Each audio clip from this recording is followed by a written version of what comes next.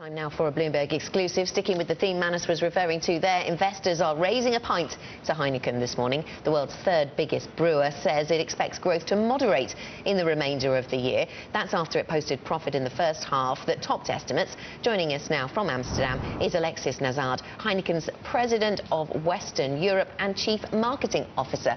Thank you very much for coming to talk to us. Alexis, can I start by asking you about this call for growth to moderate in the rest of the year?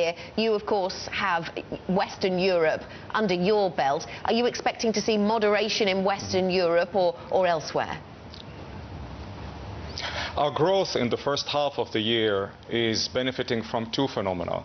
You have one, which is we had quite favorable circumstances because you had good weather and also we had the World Cup. However, underlying that, you have a structural improvement in our competitive position in Western Europe, because in reality, we have grown market share in almost every single market. Actually, we have grown market share in markets that represent 98% of our revenue in Western Europe. And that journey is not only related to our half-year one results. Actually, also in the second half of 2013, we had grown market share in 70% of the business in Western Europe. So our growth is at two levels. One is circumstantial because of the external environment, but we also are much more competitive. Now, when you look at the second half of the year, can I ask you, Alexis, can I ask you about that structural improvement and winning market share? What do you put that down to then? Why are you managing to successfully market perhaps the Heineken brand, or is it other brands away from that? It is almost all of our priority brands have grown share in half-year one and in the second half of 2013. And the reason behind it, to be honest, is quite simple. First, we are investing ahead of the curve. Western Europe has not benefited from investment for many, many years, and we are investing a lot more right now in our business, in our brands, and in our innovation. Not only quantitatively, but also qualitatively in terms of quality of programs. We are innovating a lot more than we have ever innovated. Actually, our innovation rate is 3 times the level it was 4 years ago. And we are executing a lot more competitively in marketing, in innovation, but importantly in the on and the off-trade channels, which are crucially important for the sustainability of our growth. But importantly to note, even though you have a lot of structural dynamics in the region, which are not positive, as you know, graying population, less alcohol drinking, the reality is that a lot of that moderation in the development of the beer category over the past few years was also self-inflicted, because brewers collectively did not innovate a lot, and we all know very well, for a category to be competitive and to grow in a healthy way, we need to innovate. And that is crucial going forward, not only for our business and our brands, but also for the category in general.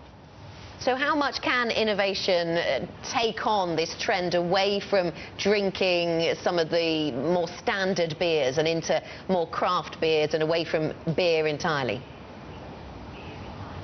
Quite a lot. Even though, you know, Western Europe bashing or Europe bashing was an international sport for the past few years, and to an extent for good reasons, the reality is that we're living in an economic powerhouse. It's 6% of the world population, but almost 30% of the world GDP. And you have educated consumers who are very interested in innovation. At the worst of the economic crisis in Europe, you had people queuing up, standing in line all night to buy the next iPhone. So you have an educated consumer, an affluent consumer who is interested and curious about innovation. So in my view, innovation can take us quite far in many aspects, not only as a player, as a company, but also as a category. Are they going to be queuing around the block, Alexis, for the next European pale lagers, though? I saw an interesting study recently in the American Association of Wine Economists, and they said that consumers struggle to tell the difference between various European pale lagers. Is that just sour grapes, as we say? Is that just the wine industry trying to get one over the beer industry? Or is there something in that? Has the beer industry done enough to distinguish its products one from the other? Yes, I think we have, and we should do a lot more. Contrary to wine, which, whether we like it or not, remains to a great extent an agricultural product, beer is branded, and the power of brands is immense. And what we can do in terms of brand management to stimulate interest, to differentiate brands, and to innovate is unlimited.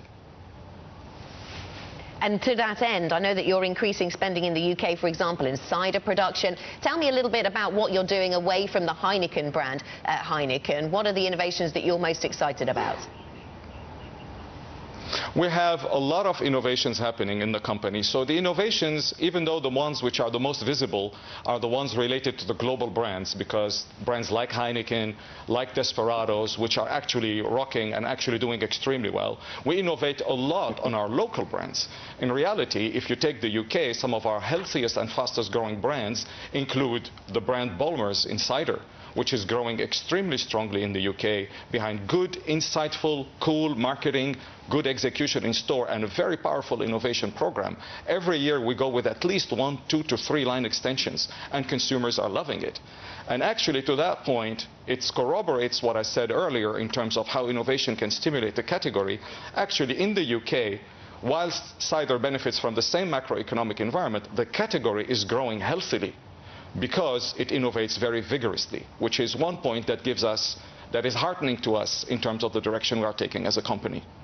Alexis, thank you for joining us. No doubt we've made everybody very thirsty this morning. Thank you. Alexis Nasard joining us there from Heineken.